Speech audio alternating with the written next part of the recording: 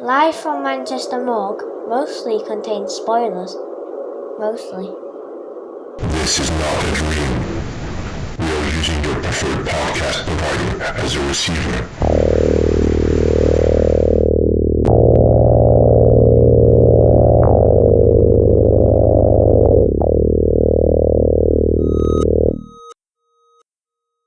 Hello and welcome back to Live from Manchester Morgue with me, Gary, and Ken. Hello, Ken. Hello. Hello. Wow, that was really urgent. Testing mic 1 2. As usual, we'll be talking about 2 horror films that you could enjoy as a double bill over the course of an evening, maybe with a loved one, if Maybe. you're capable of love. Wow. Or perhaps after a nice bath. That'd be nice, wouldn't it? If you're capable of If bathing. you're capable, if you've got some people don't have baths; they only have showers. Yeah, that's true. That's quite classist of me. Sorry. Tonight is a little bit different because we've chosen 2 films from the same creative team. If you have anything more than a passing interest in horror, you've no doubt heard about or seen something from the wildly talented and prolific Addams family. Not that one. I hope the mic picks that up. I hope it does. So they're responsible for some of our contemporary favourites. It's a mother, father, daughter creative team, 2 daughters. They write, film, direct, star in, score, make props for, use their house as a backdrop for. That was surprising. That was surprising. You'll find out more about that later. All their films such as Rumblestrips, The Deeper You Dig, Where the Devil Roams, Hellhole. But we'll be talking mainly tonight and with them about their excellent Hellbender and their new film Mother of Flies, which is out on Shudder at the moment, isn't it? Shudder. They're both on Shudder. I think they're both on Shudder. I'm pretty sure every Addams Family film, with the exception of Rumblestrips, is on Shudder. Yeah, I think that's where I've watched them all. I know Where the Devil Roams is certainly on Tubi. If you don't have Shudder, you can catch some of their stuff on there. Okay, that's definitely on there. That's where I watched it. So yeah, we'll be checking out those films shortly. As usual, we very strongly suggest that you go and watch these films before you listen to this episode because A, then you won't get them spoiled, and B, you'll get much more out of the show. So a bit of news. Have you got any news? I've got some news. I don't come with news. I'll let you get the news. I did the research this week on news. So a bit of shit news first of all. Buffy news. Nicholas Brendan died. Xander Harris is dead. Well, I do know that news. Yeah. But also that came in the same week as the new Buffy show getting cancelled. Yeah, what a load of bollocks. What a load of bollocks. Because Catherine Newton was meant to be in it. Oh, really? Michelle Gellar's come out on an interview this week and said Catherine Newton was going to be in it. But later. I have Catherine Newton in my what have you watched? Have you? Right, okay, let's go on to that in a minute. This is exciting. So at the time of release, I think this is only going to be like, this is what I'm going to talk about is going to happen within a day or two. March the 28th, the people behind Halloween the video game, which is upcoming. Right. They're attempting to set a new world record for the largest gathering of people dressed as Michael Myers. Which is, the record is 250. Well, they have to get 250 people. That doesn't seem like a lot. It doesn't, does it? Where's it being held? Well, unfortunately, for me, because I am a Michael Myers cosplayer, the gathering is taking place on Saturday, the 28th of March, 3:30pm ET at the Thomas M. Menino Convention and Exhibition Centre in Boston, Massachusetts. Nah, it's not far. So I'm probably not going to go to that. But yeah, I don't know if the current record's like 249 and they need one more, or it's usually that's just the standard for a first time attempt at a world record.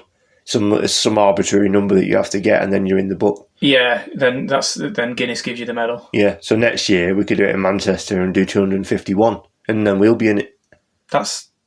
So I feel like we could easily get 251 people dressed as Michael Myers. Once the record is set, you can just beat it. So we could actually do that. Yeah, exactly. I think that's worth our time. Maybe we can promote it on this show, and maybe we'll get some people in. It's a reason. It's a reason to get to a subscriber goal, a listener goal of 250 people. 250 people. 51 people. If we get 251 people following us on Spotify, actually subscribe to the show, to following it by this time next year, we are going to enter and win that world record, guys. All right? So come on. Give us a like and a subscribe. Hey, that was a good little way of getting people to... We can't do it on Saturday in Manchester because that's usually when protests are held, so people might think it's some sort of protest. Can you imagine? Yeah. That'd be great. We're getting kettled all dressed as Michael Myers. I wouldn't mind getting like coshed by a riot police while dressed like Michael Myers. No, I mean they'd probably instantly think we were the bad guys though, so Yeah. we would be in for some violence.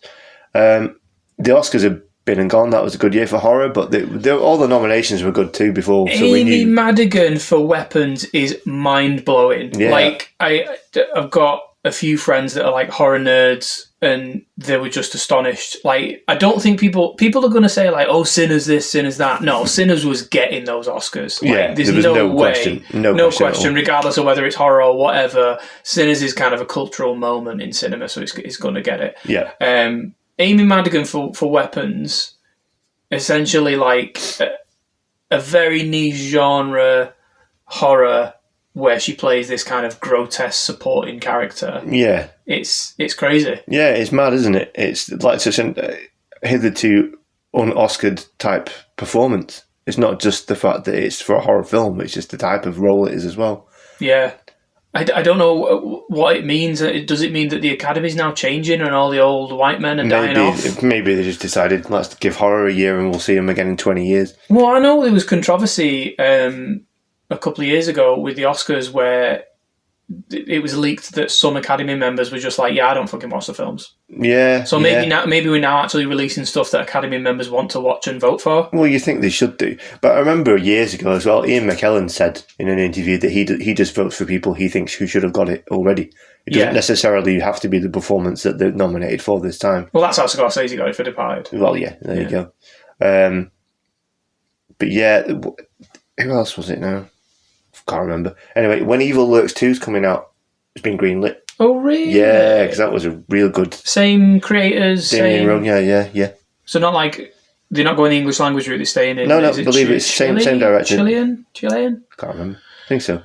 Is it Argentinian, actually? No, that's it. Yeah, sorry. Yeah. So yeah, Damien Rugna is back to helm that, so that's going to be well good. That's one of... If you've not seen When Evil Lurks and you look for a slightly more obscure horror pick, then yeah, definitely watch that. It's great. The dog and child scene is an actual all-timer. Yeah. Let's not spoil it, but yes, that was a great scene. Yeah. And I mean, if you listened to the show before, you might be able to put together why we enjoy that scene so much. Yeah. We've had some nice listener comments. Cursed on Instagram says, "Just watch The Witch in the Window off your recommendation. Shit me right up." Absolute cracker. It is, and thank you for that. Kate, this is Esper Dreams on Blue Sky. She says, "I love your podcast. It's my go-to when I'm doing my job."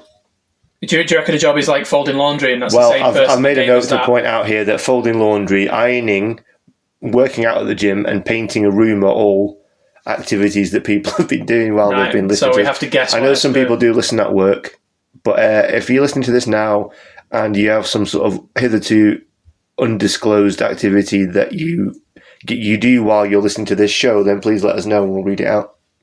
We'll tell everyone what you're up to. I usually listen to us driving. Do you? Because you listen to us in the gym as well. I do. Well, I do as well now. Yeah. Excuse me. I need to listen to. Someone else has said they listen in the gym. I know other people listen while they're in their day jobs. Yeah. But yeah, ironing and painting a room and folding clothes. I like the folding clothes one. I like that one. It's the first one on my list of ones that I wanted to remember to talk about. Also, do you remember we were talking to Andy Mitten about The Witch in the Window? I do. That was a good interview. And Dave, the expat, we were a bit confused because he said it was a Euro film. Yeah. And we asked him to explain it. Well, he did explain it. He was thinking of a different film. Oh, great. Okay, that explains it. No, perfect. He was thinking of the Noonday Witch. I haven't seen that. Oh, I've seen that. The Noonday Witch. I'm thinking Corn. There's Corn. Corn? The band? No, Corn with a C. With a cob? Yeah, the Noonday Witch. It's like on a cob. Corn with a cob. Yeah, the setting is in like a corny. I don't know. I've seen it. Okay. It's more a slow burn. Okay, I haven't seen it, but anyway, that's what Dave was on about. Thanks, Dave. And listener John suggested a double bill of The Terminator and Class of 1999. Oh wow! Is it? I mean, I'd love to do The Terminator. Is Class of 1999 different from Class of Nukem High? Yeah. Right. I think it might still be a trauma. They're both traumas. I think so. I don't know if I've seen Class of 1999. I'm pretty sure I've seen Nukem High. I've seen Nukem High. I watched a lot of Troma during a very short space of time in my early 20s. Like, I watched all the Toxic Avengers, Terra Firma, Sergeant Kabuki Man. I think that might be it. But I watched those Blood-Sucking Freaks. Did I watch that? I don't think I did watch Blood-Sucking Freaks. There was an advert, because I had one of them on VHS, and it had, like, adverts for Surf Nazis Must Die, Blood-Sucking Freaks, and other things. And they did, like, a pastiche of loads of clips from Troma films, and it was a Motorhead song over the top of it called Sacrifice, which is banging. Yeah. It was my introduction to that song. But yeah, that's a good shout, John. Thanks. Certainly love to cover the Terminator. Yeah. Which is absolutely a slasher. It is. It absolutely is. And we should talk about why it is, because a lot of people will say that Terminator is not a horror film, but it absolutely is. It is a horror. Yeah. There is one of our listeners, a friend of mine, it is her favourite film. Is it? I think it's her favourite film. She's listening to this. Is it actually your favourite film? I know it's certainly your favourite James Cameron film, at least. All right. She infuriates me because she just does not rate Terminator 2. Oh. In that, it's fine. But funnily enough, John, who suggested this, he hates Terminator 2 as well. I remember this from telling me 20 years ago. Terminator 2 is one of the most perfect very vastly films. Different films. Yeah. But that's like hating Aliens. If you like Alien, I don't get it myself. But perhaps someone could elaborate on why you hate Terminator 2. The best thing about that comparison is Ridley Scott doesn't care for aliens, and James Cameron doesn't really care for Alien, other than how groundbreaking it was and how, kind of the design aspect. And they both kind of had negative, kind of critical opinions of each other's films. Yeah. They're both classic, and they're both, So, it's different with Cameron versus Cameron, but I think Cameron is always iterating on his ideas, and I think as an iteration of that idea, Terminator 2 is just basically perfect. Yeah, fair enough. I mean, I love Terminator 2. I'm not in that camp. So if anyone has any strong thoughts about Skynet, please let us know. It kind of leads us into what I've watched as well. Does it? Well, let's go on to that then. I've got a couple of films. So yeah, what have you watched? So I'm going to we'll start off in quality order like I usually do. Absolute doldrums, absolute bag of shit. War Machine on Netflix, which was advertised to me by Letterboxd. And I don't usually go to Letterboxd first when I want to watch a film, but 2 hours is I'm getting old now, I'm dying. So basically, I need to check if I should watch a film. I like Alan Richardson. Is this worth one of my last breaths? Yeah, exactly. I like Alan Richardson, big guy, Jack Reacher guy.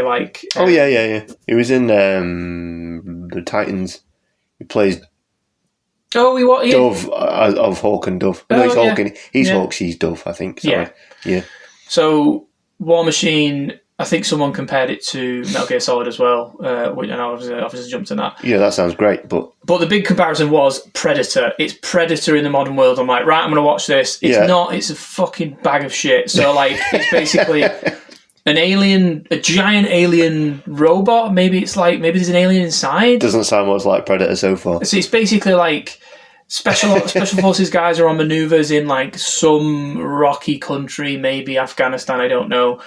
Alan Richardson is they're set upon by this giant monster, this giant robot that's it kind of stalks them, and because it's it kills them all, and he's the last man alive, and he uses his his knowledge of physics to destroy it, and then basically it ends with only the US government and the military-industrial complex can take this alien invasion. Of course. It's jingoistic fucking shit. If anyone on Letterboxd that said, it's Alien for the modern day, go and watch Alien. Predator for the modern day. Go and watch Predator again.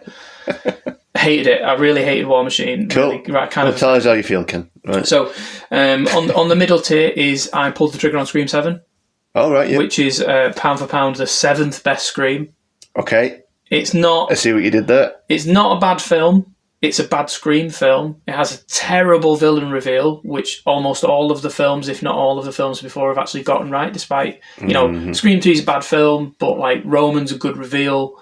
But yeah, Scream 3 used to be at the bottom. Now Scream 7's at the bottom. It's just very...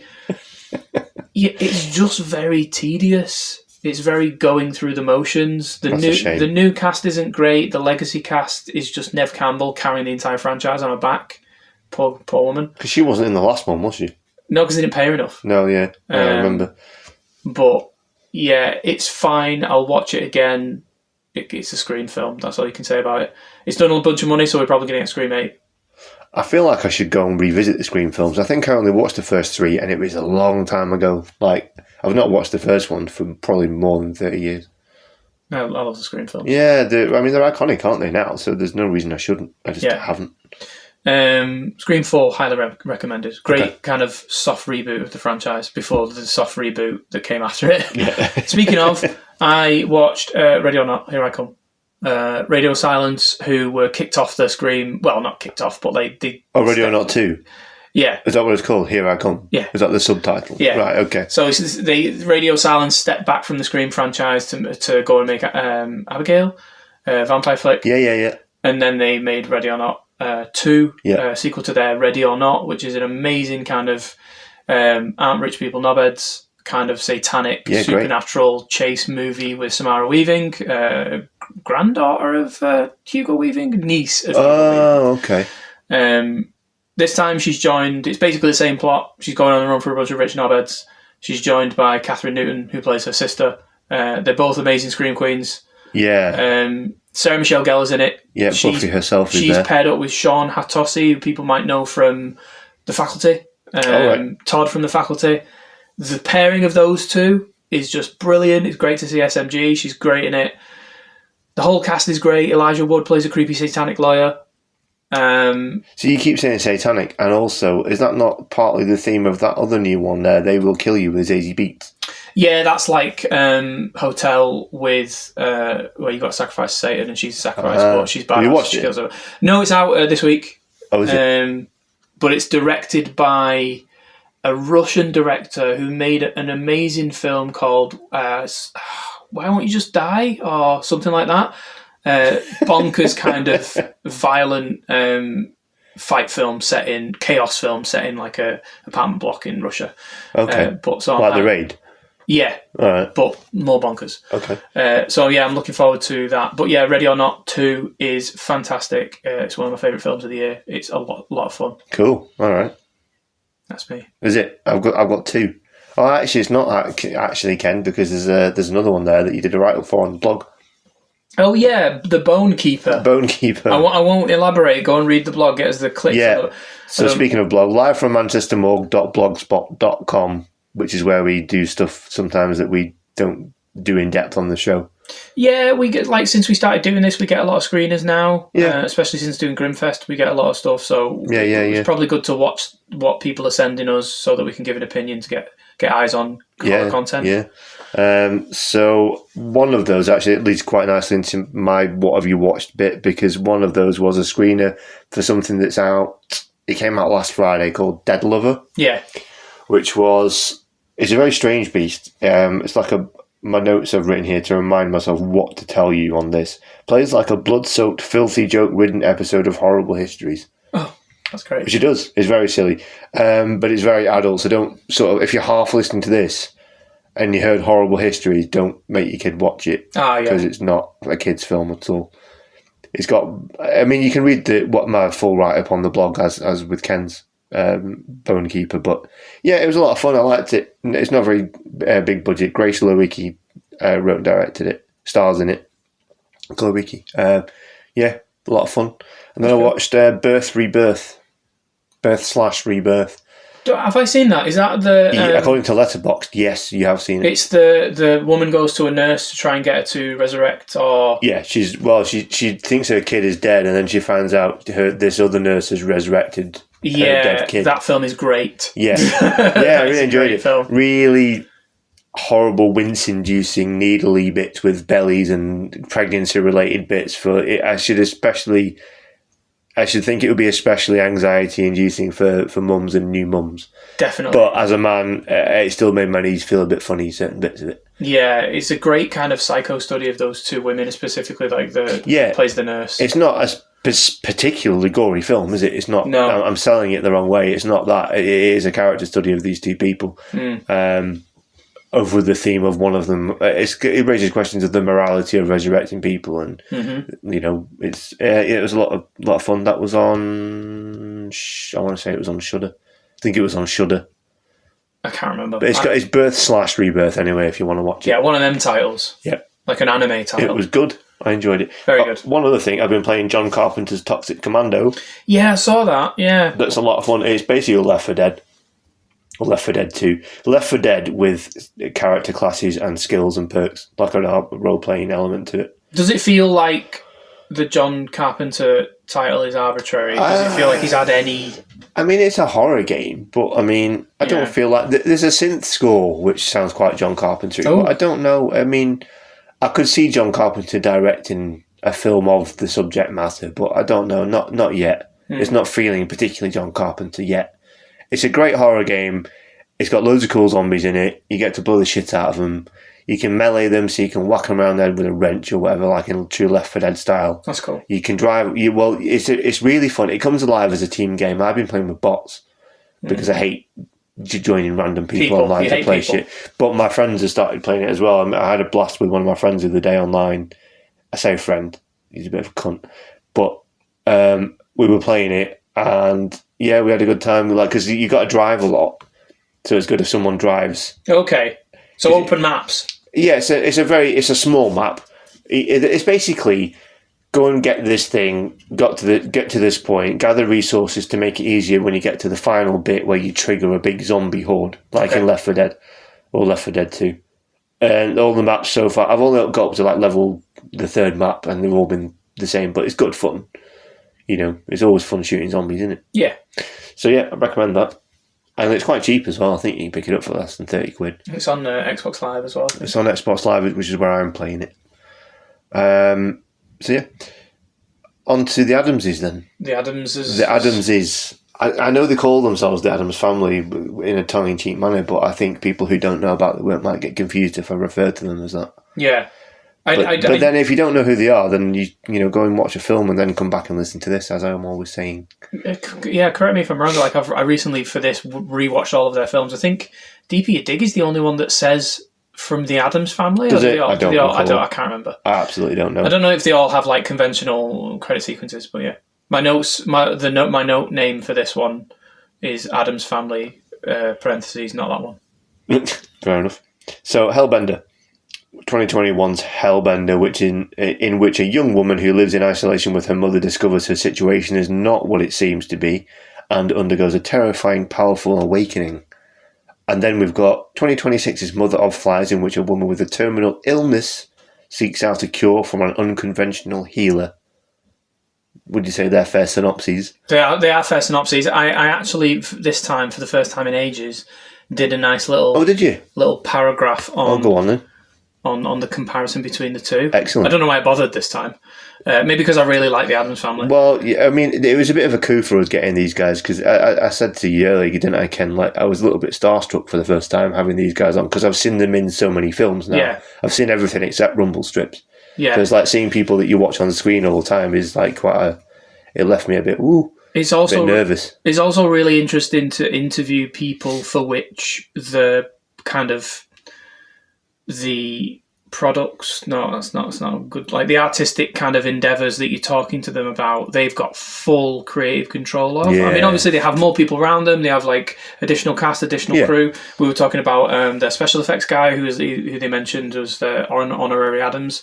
But when you're making observations as an interviewer to these people, like it's something that's very personal to them and that they kind of have had full control over, as opposed to, if you were interviewing like a big director that's like one small part of a large machine, you might be talking about stuff that they it's really like their entire family dynamic bleeds into everything. 100%, yeah.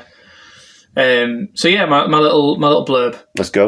Mother of Flies is a nice contrast to Hellbender in that both films depict a kind of useful rebellion against parental figures that either coddle or control.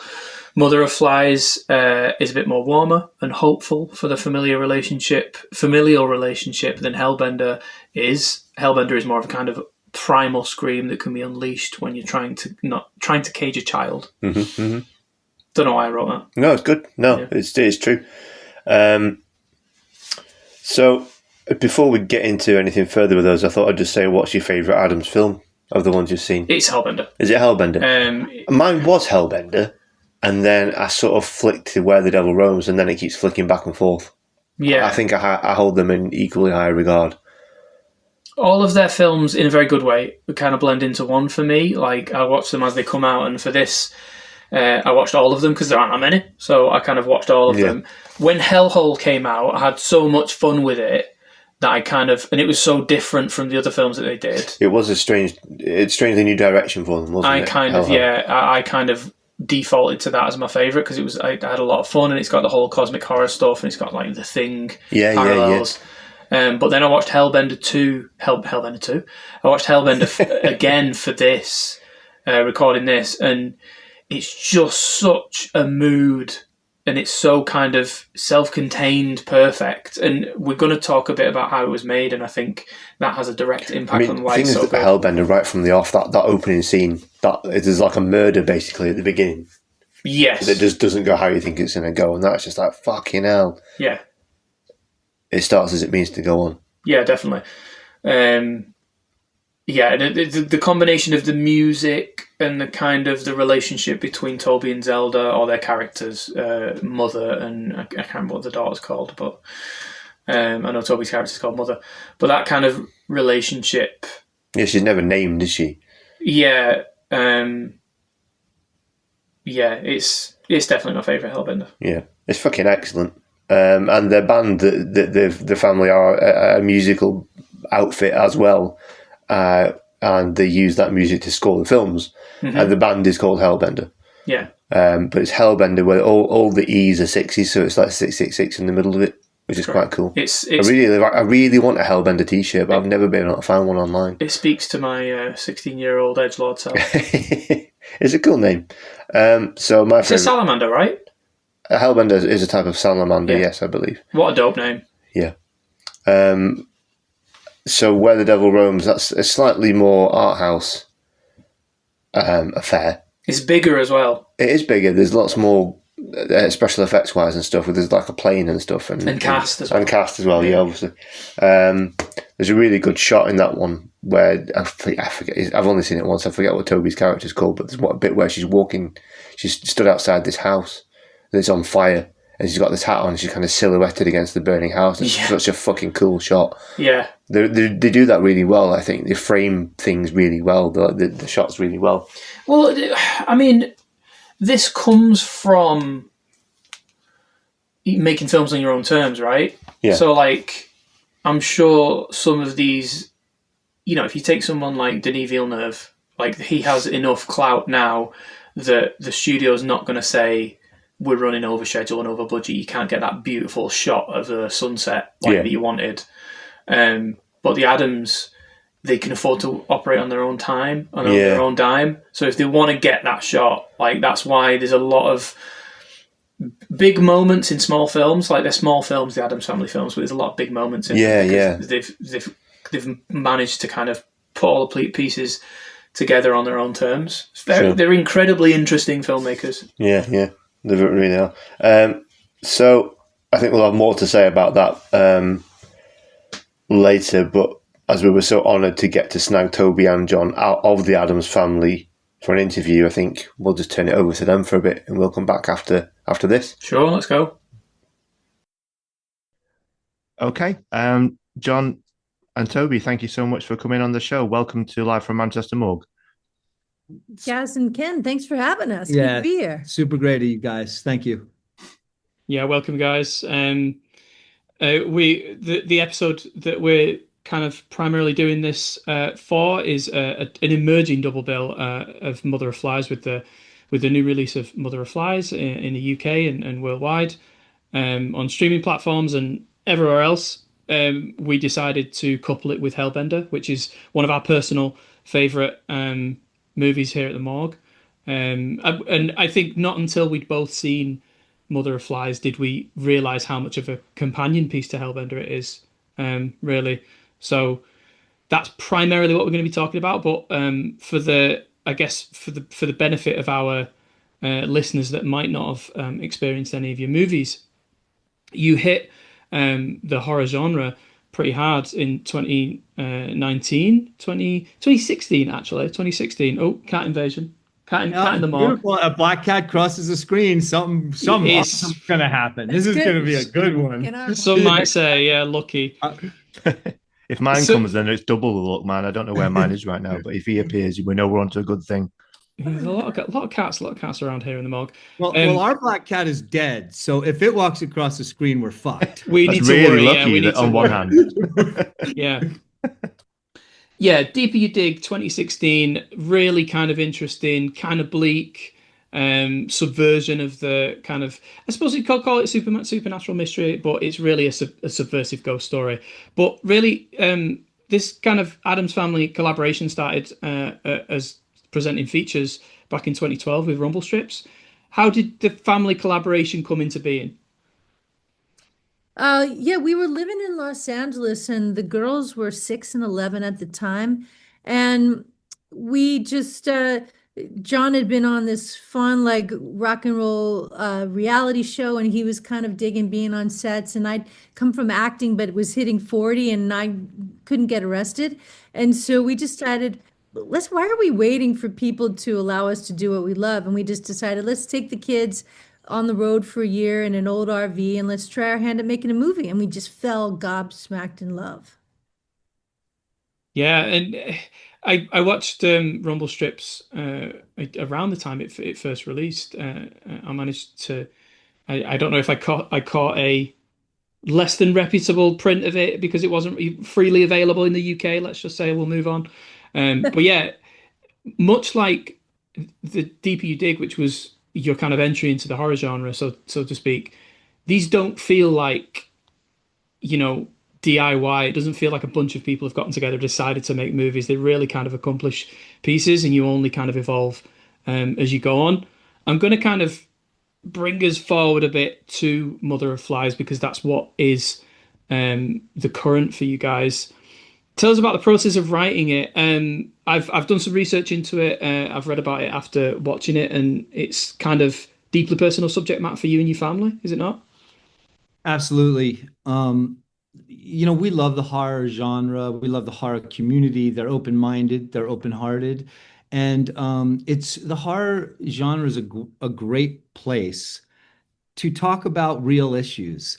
But the beauty of it is you get to cover it up in magic or dark magic or blood or violence or, all sorts of cinematographic fun instead of making a drama that could be morose or sad or sentimental or something like that. So we both have had cancer, and this was just a great opportunity to tell a story about cancer, but to dress it up in magic where we could say something about science, like talk about science as magic, and talk about people that get diseases that can be killer as kind of regular old heroes. And that's what we love about the horror genre is being able to tell stories like that. And there's a community out there that's willing to talk about these kind of things. So that's really why it came about, because Zelda got a test back that said that she had the proclivity to the kind of cancer that Toby has. And I had cancer, went through chemo and radiation. Toby had all of her cancer cut out. And so we were just like, this is so visual. This is so visceral. Let's make a movie about it. And it was a great way as a family to just dive in to a brutal but beautiful subject and make a movie. Given that context, what was it like during some of the more emotionally charged moments on set? And I'm thinking of Zelda's performance in particular, which is amazing in this film. And I'm thinking in particular the scene where she kind of pushes Jake away and he leaves. Like what is it like to kind of create that on the day? I think it's super cathartic, and in this case, there was something really beautiful about watching Zelda channel conversations or scenes from our own lives. Like that's actually, one of the scenes was built specifically upon John's life in the chemo, Clinic. chemo club, yeah, and to watch Zelda kind of channel these stories she's heard through us through that character was such a beautiful thing. It was such a gift from her, the kind of vulnerability and strength of her performance with knowing the truth behind it. And so I think for all of us, it was quite cathartic. And Zelda really got to stretch herself as an actor. It was wonderful to witness. Yeah, fantastic performance. She seems to just get stronger and stronger with each film. Um, it's great to see, it's great to see that performance skill grow. In Hellbender, it felt like it came out of nowhere, like kind of lightning flash, and now with Mother of Flies, it's kind of maturing. Really cool. I think despite the tone of what we've just kind of spoken about, I found a lot of humor in Mother of Flies. There's a particular moment where they ask Solvig if she eats, and she says, "I eat the air as I speak," which feels like it skirts the razor's edge of like serious and comedic. Was that kind of what you were going for? Absolutely. We did not want to dive into a cancer movie and be sentimental or sad or fucking bummers. Yeah. I mean, we wanted to have fun and we thought it was quite funny. And we were really happy with what the audiences felt were funny. Some things that we didn't even think were funny, they felt were funny. So it was great that, the only way we call life, we always say life is brutal. And the best way through life, like, and we also always say it hurts, but we like it. And it's like, no matter what, you got to laugh. And so we're very happy that you see the humor in it because we love the humor of life. No matter how dark it gets, it's always quite funny. Yeah. The design of your kind of movies gets kind of more pronounced and more elaborate as you go on. Where the Devil Roams was a big kind of step up in terms of just by being kind of really visually beautiful. And I think Mother of Flies, one of the things that impressed me a lot is it's an outstanding witch house. So the exterior is I wondered if it was digital or not, and also like some of the interiors, the beds, like it's really gorgeous. Was any of that practical? Was it all digital? Oh, yeah. That's Oh actually wow.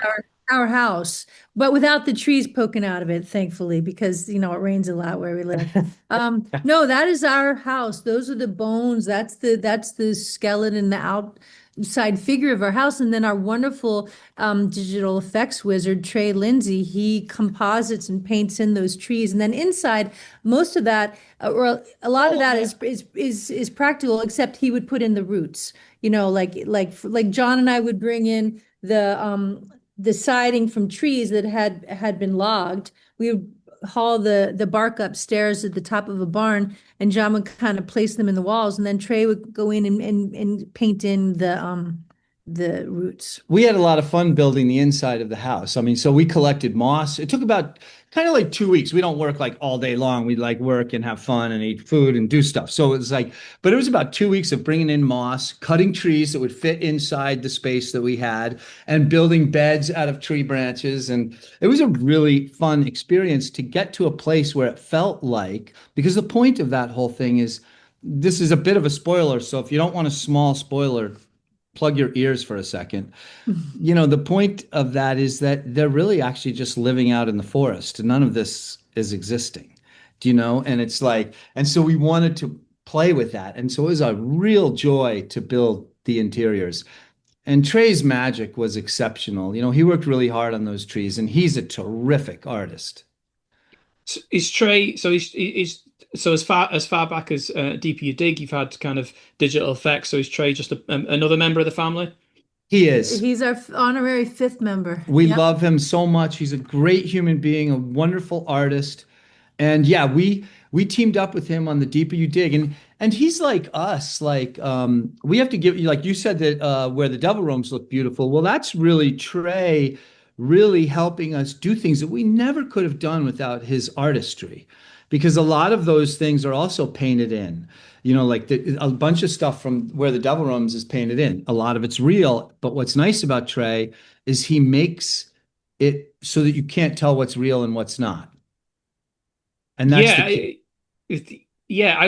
I feel like I've seen so many movies over the years. I feel like I've got a good eye for that, as most kind of us cinephiles do. And watching Mother of Flies, I was like, is that house practical? Yeah. Could they have done that? Yeah, outstanding work, outstanding work. I want to kind of I want to blend Mother of Flies into Hellbender a bit, but since Hellbender is potentially kind of your most musical film so far, I think Gaz has got a. Have you got a question from the audience? Question from Blue Sky? I did actually, yeah. Someone randomly, when we announced that you guys were coming on, someone randomly asked a question, and then if you'd be kind enough to answer it. Um, so this was someone. Their username is Mogadon. I don't know what that means, but this was on Blue Sky, and they said, "I would like to know how they get the amazing scuzzy bass tone on their songs." Oh, that is the greatest compliment ever because I love that nasty old dirty bass. So the way we get that nasty dirty bass is that it's a cheap Japanese Fender, so it's real cheap, a little warped. I use D'Addario strings, and I play through a dirty Fender guitar amp and crank up the treble, and so it just gets super nasty. And I'm so happy that that person says that because I just love a nasty, clangy, dirty bass. So rock and roll on that. I'm gonna keep going. Yes, they'll get a kick out of that, I'm sure. Thanks for answering. Mogadon's been really nice on Blue Sky. We've been so busy making another film, I haven't been on much, but I'll be sure to go on and say thanks. That's a great, yeah. That's a great answer. I'm glad we got this. Yeah, revisiting Hellbender, and I think right from the beginning, I was just like, oh shit, yeah, yeah, like bob in my head. It's a That's great great. soundtrack. Thank you. One of the key things that Hellbender shares with Mother of Flies is the background of witch persecution, which is historically, as we all know, just persecution of so-called dangerous women, which is a theme that kind of runs through almost all of your films, if not all of your films. Is this something that you think it's important to keep visiting? Yeah, I think we all do. I think it's something that we love kind of telling those stories through interesting characters like apex predators like hellbenders or necromancers like Solvig. It's kind of a beautiful nod to all the women who were maligned for just knowing too fucking much, and for being very, very powerful. And for me, it's like a love note to them. And you can get to be so creative and with all the ways you can tell their stories, and they're quite painful and quite powerful. But another thing that I think is important about like what you're asking is that ultimately we just want to make stories about humans, and these ones happen to be women. Like we're not walking around necessarily saying anything in particular other than Toby and Zelda happen to be women there, and they're the directors and the stars of our family. So these things happen to be about women, and we just love humanity. We love the struggles of humanity. Presently, we're working on a movie where Toby's a sheriff and Zelda's a deputy, and Oh it's a wow. story, yeah, it's a story about where we've all woken up in America today. And it will, I believe people will say, wow, this is a super feminist story or a very female driven story, but it only happens, it's really a human story. And I think that that's what's where the real power stands is that it's not a separation of sexes, it's humanity. Yeah. Yeah, that's interesting, and I guess you can find those stories in there if you're looking for them. That's the connection it's a through line that I definitely find Yeah. in your films. But certainly the the theme that came out of both Mother of Flies and Hellbender for me, that's more pronounced than that, is that of family. And I think it's interesting for me that they're almost like familial companion pieces in that you have the mother figure in one and the father figure in the other, and how Zelda's character kind of in both forms, how that relationship kind of pans out. I think Mother of Flies, as bleak as it is for a lot of it, is the more hopeful film than Hellbender. That actually, that's unfair to say because the ending of Hellbender isn't necessarily a bleak one. It's more of an anarchic, uncaged kind of battle cry ending. But yeah, I really enjoyed the kind of family parallels with that. it'd be nice to know that you weren't all a family and kind of experienced these films fresh. Yeah, but yeah, I sorry, I go on, gotta John. say, I know I just need to say, no one's ever said what you just said, and I love it because I actually hadn't really thought of it as well as you spoke about it, which is that Mother of Flies is if you look at it through Zelda's eyes, it's her relationship to her mother, and this one's her relationship to her father. And yeah, that's obvious, but I never really thought of it quite like how what a real hand-holding marriage that is for the two of them. Super cool of you. I love that. Thank you. It was so close. It's like so obvious, but oh my God, great stuff. See, this Oh, is why Ken asks the questions and I just sit quietly and let things unfold. This is why Toby should do all the answers and I should shut the hell up and listen. No, you're doing um, I think another I'm wrapping up shortly with my questions, but another theme that kind of your movies are married by a lot of things, and another theme that kind of runs through them is an ecological message. Um, but there's potential kind of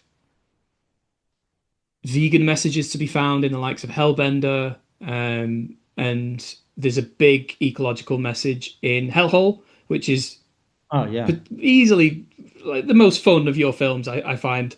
Um, I guess that film kind of concerns the quite literal unearthing of bad, slimy tentacle things due to the exploitation of the land. Was it fun to channel these concerns through like a John Carpenter-esque movie? John, I know you're a big fan of The Thing. Well, yes is the answer. It's so fun. And yeah, Hellhole was fun to do for that exact reason. Obviously, John Carpenter's a master. He's one of my favorite films, Toby's too. And so you never wanted to compete. You don't want to like try to re-record Sergeant Pepper's or even try. You just want to just take a little snippet of for the benefit of Mr. Kite. And so that's the way we look at it is it's like it was just really fun and we got to hit on some very funny like if you're going to enter into politics and things like that for us we don't want to walk in higher than thou. We want to walk in kind of with the humor of it all. And so that was very fun. And also we wanted to bring to the forefront the whole fact that America had flipped on its head with a bunch of issues about women with the Supreme Court at that time. So it was a great time to just have fun with the horror genre and yes, hit some political nails on the head. When Yeah. you reference the politics surrounding women at the Supreme Court, so I mean, my take on Hellhole was that it was well, maybe if it were men who were getting pregnant, this shit wouldn't be happening quite so often. The decisions of the Supreme Court and that, and then I noticed as well. Obviously, the one guy does have the kind of the pregnancy undergoing, and then a man's still trying to dictate to him what he does with his body. Right. Like it Yeah. never ends. I mean, because it all is so comical. I mean, again, we're everything almost is so darkly funny at the moment in America that you have to laugh. Well, then when it happens to that man he doesn't like when he doesn't have any choices within Yeah. his body. So Yeah. so we really took it to the place, well, okay, let's see the scenario in your body and it all comes down to kind of like choices people make. We like choices. Even going back to Mother of Flies, I think Solvig is a super modern and quite progressive witch because she too has made a choice about who she wants to love. And it's not a typical birthing or motherhood, but she's made a choice to love, and other people don't want her to And make that choice. and we do the same thing with Where the Devil Roams about that issue, which is at the end of Where the Devil Roams, it's a story about unconditional love, And no matter acceptance. what your parents are. No matter what your family is, if you choose, and it's not a statement about you must choose to love your family. It's a statement of if you choose to love your family. Same thing in Deeper You Dig. The ending Exactly. is Yeah. is the ultimate acceptance, and it's quite complicated.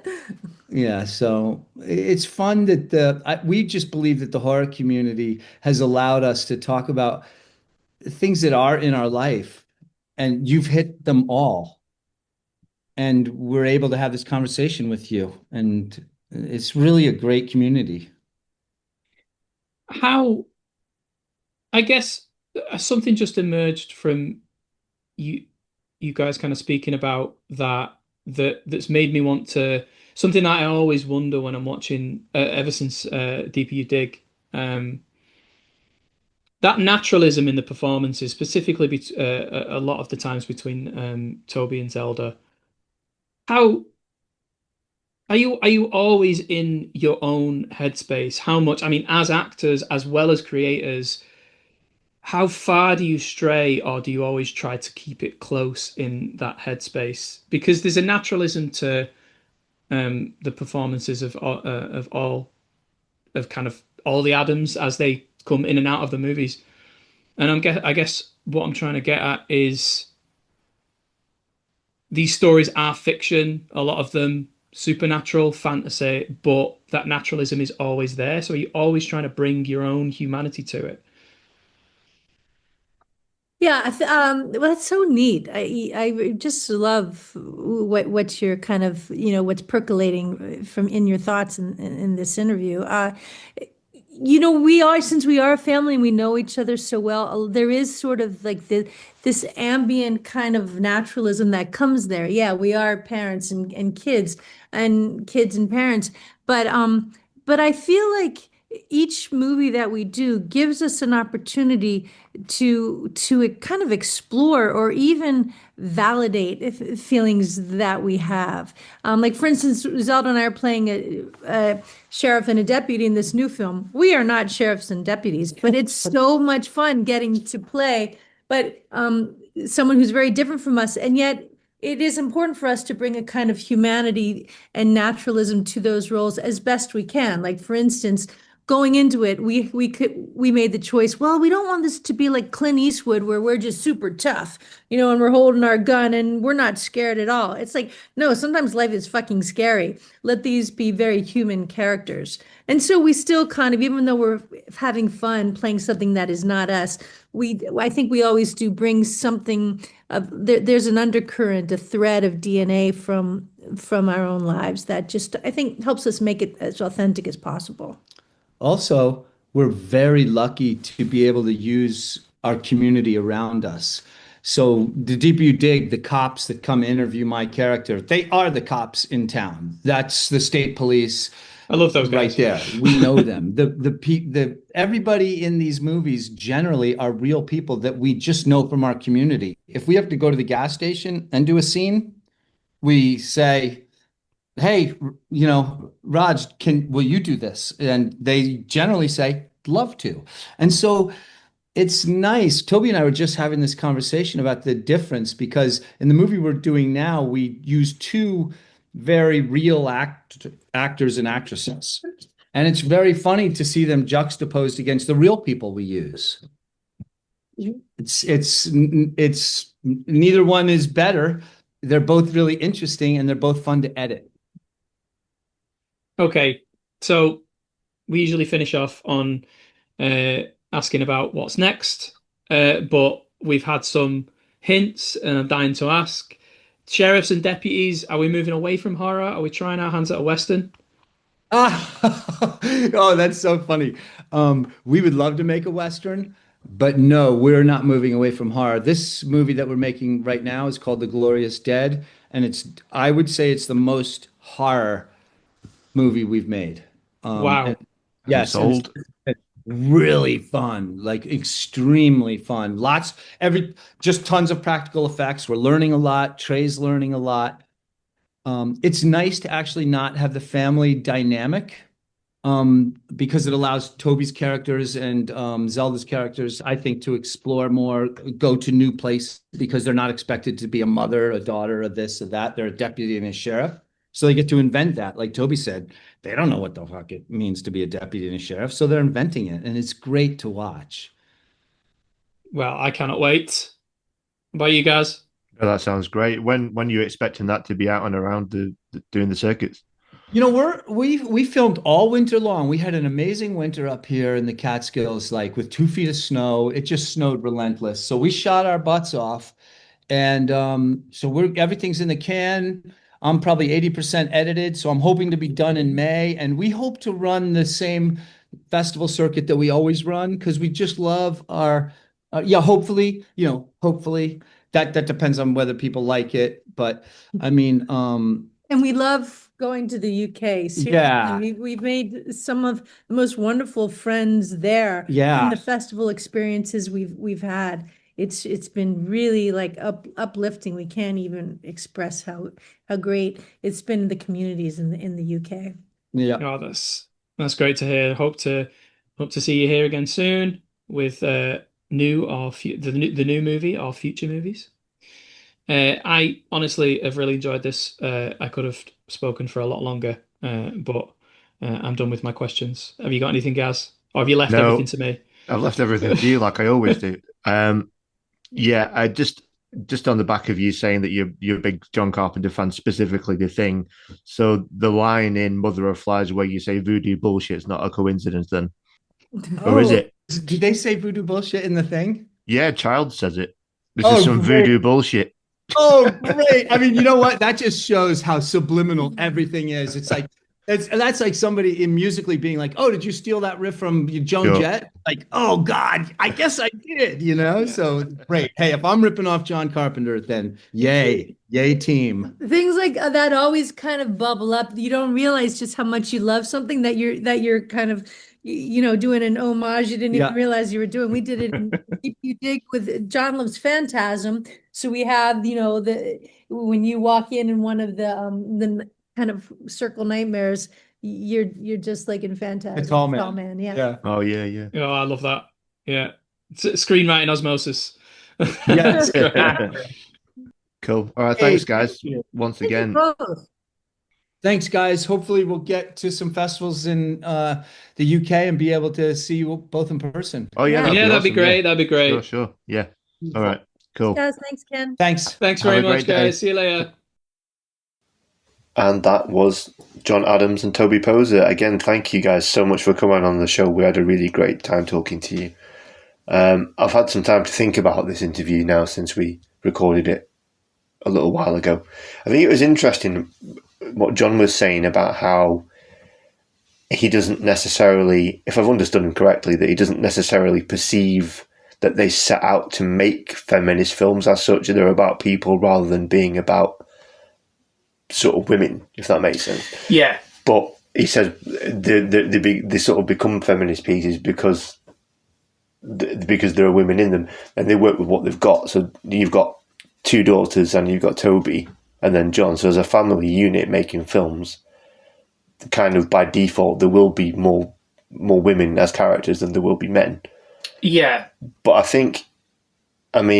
don't think the fact that you don't set out to necessarily make something as a feminist work necessarily discludes it from being one. Yeah, and I think it's all the better that they don't kind of target that because not so much accidentally, but by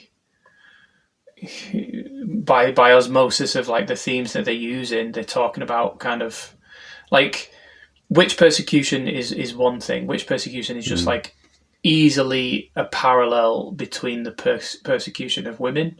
Yeah.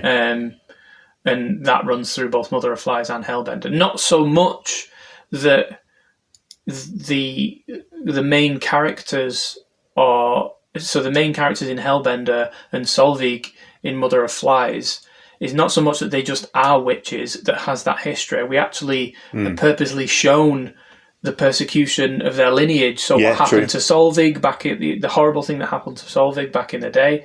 And then obviously, as you mentioned, Hellbender opens with that kind of announcement of the witch burning. So, and then if you go to the deeper you dig, that again is about, 2 women, a mother and a daughter that live out on the fringes of society and like a predator kind of comes for them. And,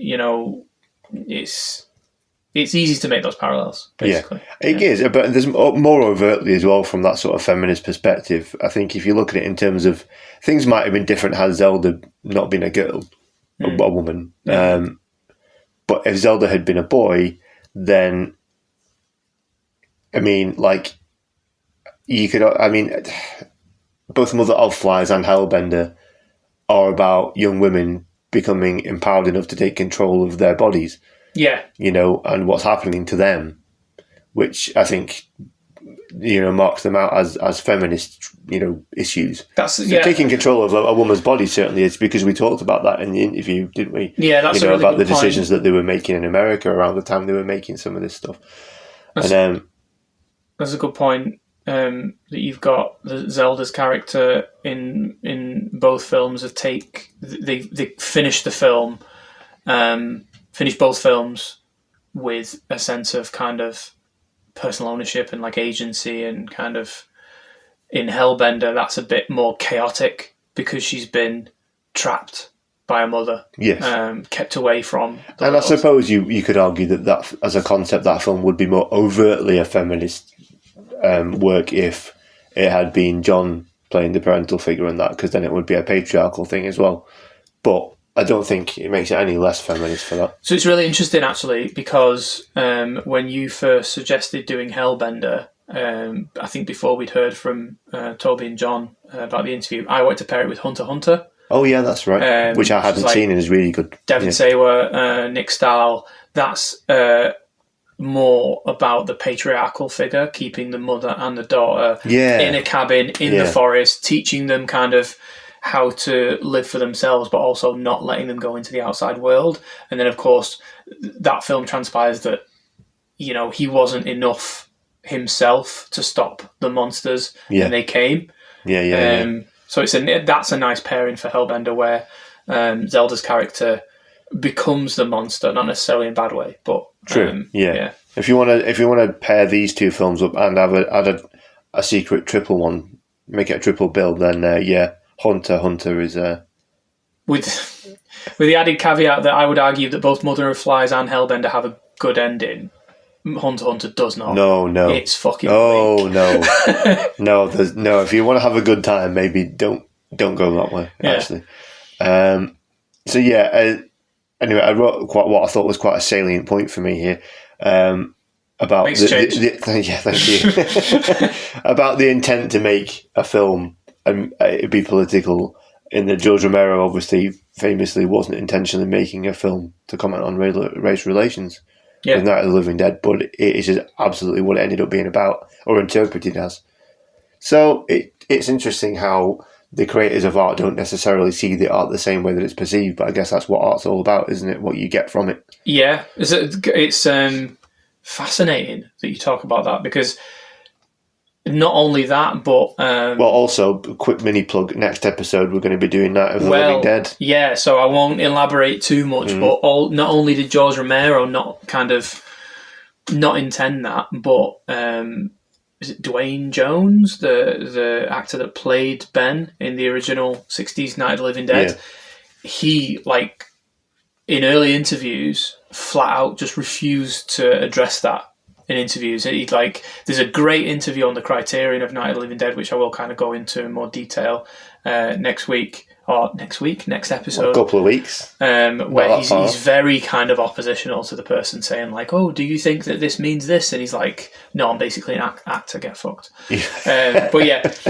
so very interesting. But it became a very important movement in horror for that reason. You know, it's a pivotal moment in horror, I think. But we'll talk about that more in a couple of weeks' time. When you kind of mentioned in the interview how we moved them down the road of like hellhole, that was a bit more obviously at that time, the theme of that film and the time, the social climate, the socio-political climate, hellhole is a bit more it is obviously kind of what it's about. It is what it's about.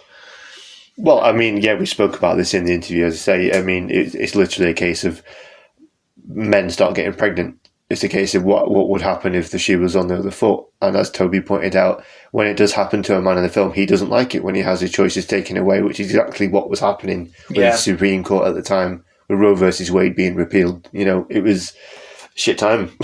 Shit Shit time for women. I mean, it may well still be, depending on how you look at it and what your politics are. Yeah. So we had, just on this topic of Hellbender and the feminist aspects of it, we had Katie Evans on. We did. A little while ago. Mental Health Monsters. Mental Health Monsters, yeah. It was a great chat. And she's coined the phrase of the monstrous feminine, and she's doing talks about that at the moment. She tours up and down the country. If you've not listened to that episode, then please do go back and check it out.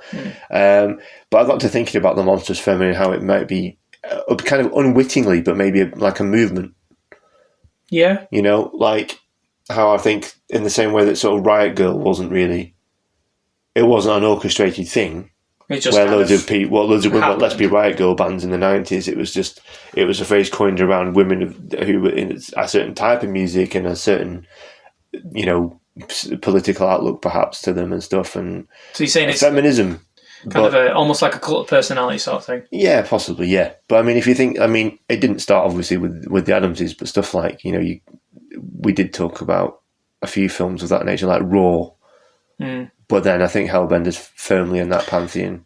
But I think you could argue that from Carrie onwards, the monstrous feminine could be seen as a movement, even if it's not recognised yet. Yeah, so I mean, I don't know if in between the last recording, I don't know if I mentioned that I watched The Bride. Have you watched it? The last one? Yeah, so I watched Maggie Gyllenhaal's The Bride. I couldn't remember if I mentioned it in the last episode. But that is very much about, I mean, that's a Bonnie and Clyde film. So Bonnie and Clyde is about that kind of cult personality. But that in that kind of Ida, the bride, the titular bride. I love saying titular, it's a great word. Titular is such a good word. She is the manifestation, the representation of kind of beaten and murdered women in the world, basically. Yeah. And her message, her kind of, you know, the violence, the monstrous kind of violence that she carries out with Frank in the film catches on and creates this kind of movement. Oh, right, cool. Kind of like you're saying. Well, I guess that firmly falls within the monstrous feminine then, doesn't it? Yeah, 100%. Yeah, cool. Is Katie's onto something. Yeah. Katie, we didn't come up with this, Katie did, so, you know. But in case I didn't mention it in the last episode, The Bride is really good. Right, okay. Everyone hates it and thinks it's a mess. It is a mess, but that doesn't mean it's a bad film. No, fair. Well, ironically, I think I haven't seen it, but from what I know of it, I feel like it would make a good pairing with that Dead Lover that I reviewed on the old blog. Oh, I should watch that. I didn't watch it. Yeah, that's fun. But taking it back a bit to the personal, the kind of art created within the microcosm of a family unit. Mother of Flies is quite important. As we mentioned, as was spoken about in the interview, all of the Adams have like a history of cancer. Yeah. Kind of each one of them. I think it's. I don't know if John elaborated in. I think John said he and Toby had both had cancer, didn't he? And I think I read in another interview. Zelda has some. A condition that predisposes her to. Yeah, exactly. She's passed down, sort of thing. Yeah. So I think Mother of Flies was their way of working through that together. Yeah. And I think that's why it's much more. I say hopeful because I don't think Hellbender's a downbeat film. I think I personally see the end of Hellbender as a happy ending. Like she gets away and she gets to kind of be her own kind of. Yeah. It's an empowerment. Yeah. I mean, she's going to go and probably eat people, eat a bunch of people in town. Yeah. But they all seem like knobheads anyway. But Mother of Flies is quite hopeful. It's quite bleak for a lot of it. It's a funny film, an unexpectedly funny film. But by the end, the two, Solveig and Zelda's character, they reach a very physical and spiritual understanding. Yeah. And both kind of get what they want in the end. Yeah. And that's kind of, you can see it as aftermath of Roe versus Wade as well for the subject matter. Yeah, sure. Yeah.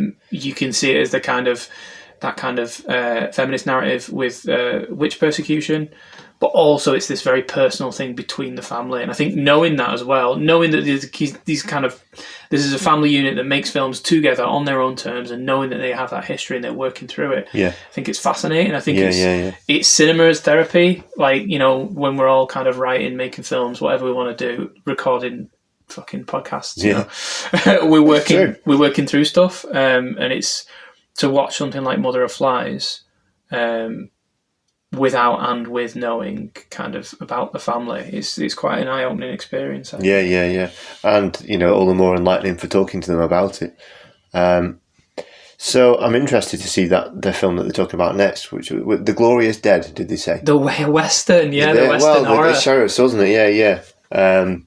I didn't know. I wasn't sure if that meant like modern day sheriffs, you know, like you just see in American films, because they have sheriffs, don't they? Yeah.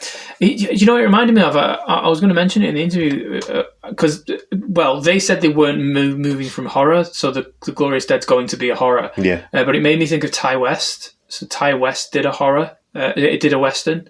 Well, I mean, even if it's a contemporary one, it can still be a Western, can't it? Yeah, but it justifies a Western show, innit? I think it reminded me of that transition between a very distinctive horror voice, Ty West, going over to a Western. I can't remember what it's called. I didn't even know he'd made a Western. Ethan Hawke's in it. It's really good. I can't remember what it's called, though.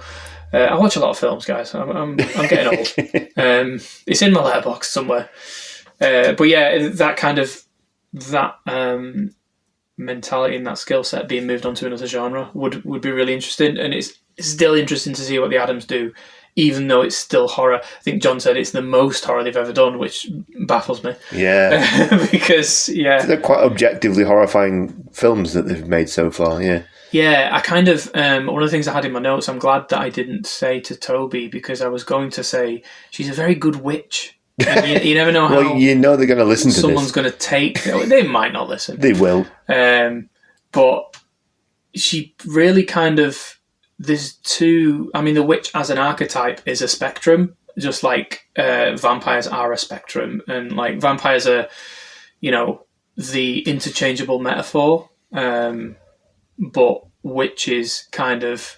I think Toby inhabits both ends of the spectrum. Well, I mean, I see witches as being quite inherently motherly figures, and she's obviously a mother, you know, so that comes into play quite a bit. Yeah, and but like Solveig is much more of a traditional witch. So she's like the robe and the house and everything. And I'm just saying she probably channels some of her I mean, if they're a family unit playing families a lot of the time, they must, you know, channel that energy into the roles.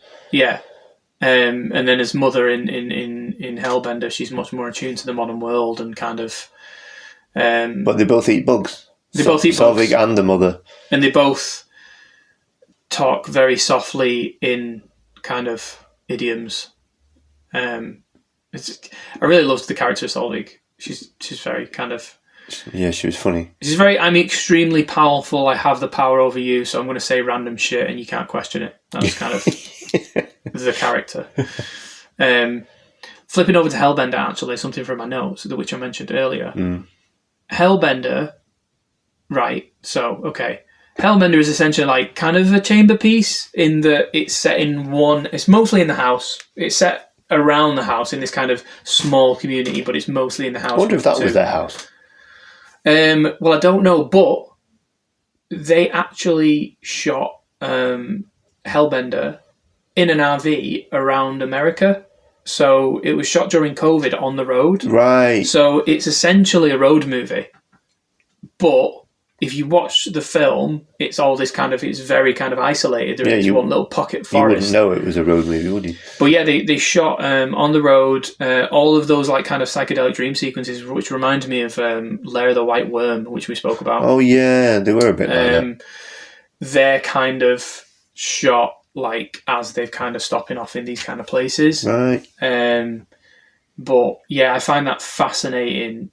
It's almost as if they're reconciling something in the film, traveling through America and kind of capturing these moments and like putting them into sequence. I think they did something similar with Rumblestrips. Rumblestrips is like a road movie that was shot when I think Zelda was 6 and Lulu was 11.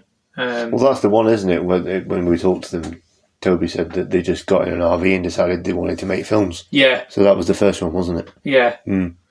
It's crazy because, like, I think one of the big motivators, I don't know if it was for John, but for Toby, was that she just wasn't getting work anymore, which kind of sucks anyway. If you're an actor, we certainly know it happens in the industry with women in particular. Yeah. When they reach a certain like age, or like when it's deemed that they're not marketable anymore. So it's a bit shit, but it gave us this career that they had as a family. Yeah. And it's really fascinating. But the going over to Mother of Flies, absolutely fantastic effects work and setting. I was shocked to find out that that's their house. Yeah, that was crazy. I like to think that it's their house with all the beds, the tree beds. Yeah. And all the overgrowth. There was some great set design in that. Yeah, I can't remember who they said was the effects guy, but he's done the effects for every one of their films. Yeah. He's honorary fifth. Yeah, listen to the Adams. Yeah, listen to the interview. So he came up with my favourite effect in their films, which is like in Hellbender when the key comes out of their hand. Yeah, that was sick. I wonder who wrangles the maggots. There's always maggots involved in their films. There is. There's a lot in Where the Devil Roams, isn't there? Yeah, there is as well. Yeah. Maybe they like maggots. Well, that's another thing. I don't know if it would diminish it, but not to diminish your viewing, thinking that the Addams Family films are message movies, because they're not. No, but there's the kind of eco element as well, which we spoke about in the interview. Yes. There's a lot of hellhole specifically. Yeah. Yeah, you mentioning maggots. There's a lot of messages about eating of meat and eating of animals and eating of souls and stuff like that, and whether you should or whether you shouldn't, and how it brings you closer to nature and stuff like that. It's quite fascinating. Yeah, definitely. And Hellhole specifically about fracking. So yep, fracking true. and tentacle beasties. Fracking and tentacles. Yep, and not so subtle digs at the US Supreme Court. Yeah, not so subtle. Yeah, Hellbender is the least that we see John as well in all their films. Yeah, that's true. He gets dusted very quickly. Yeah, literally dusted. Yeah. Yeah. So yeah, Mother of Flies and Hellbender. Mother of Flies and Hellbender. I really enjoyed watching all of their films. Can't wait to see their next film, and I really, really enjoyed talking to them.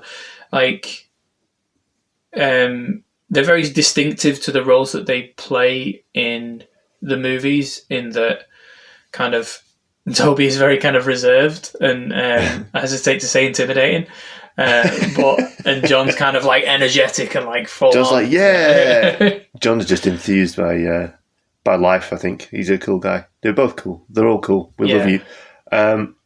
So yeah, that was the Adamses. I'd like to think that now that we've had them on the show, maybe when the next sheriff oriented one comes out, we can get them back on. I'll shout out to them again and see if they want to come back and talk to us again. Yeah, it'd be good if That'd they could nice. Get the next film at Grimfest, and then we can cover do some coverage of that. Yeah. So you know what? I didn't even rewatch Hellbender because I went to do it, and I remembered that years ago I loaned some on my DVD, and so I didn't have it anymore. You have Hellbender on DVD? I did have it on DVD. Whoa. Well, I don't anymore because I loaned it to someone. And I didn't even know it was out on physical. Yeah, I definitely had it on DVD. Oh, that's cool. But now I don't. I know there's an Arrow release of Deeper You Dig, but I didn't know they had. No, you're right. It's got, because Hellbender's got that cool cover art, which is like the picture of like the crown. Yes, that's the one. Yeah. I need to get their stuff on physical. Yeah, so if I remember who I lent it to, I'll try. Well, it wasn't me because I didn't fucking know it existed. Clearly wasn't you. All right. Well, thanks for tuning in, everyone. We'll be back next time around. It's going to be April, and it's actually going to be our 1 year anniversary. A special anniversary. I'll learn to talk by next episode. A special anniversary edition of Live from Manchester Morgue. It was last April that we came out with our first episode. So if you've been here for the long haul, thank you very much. What are we covering? We're covering our namesake, The Living Dead at Manchester Morgue. The film that was made about us and has about 30 seconds of a scene of Manchester in it. You can tell us all about locations because I've never been. I've been to one of the locations, yes. Well, you've been to Deansgate. Deansgate's in there. Have I?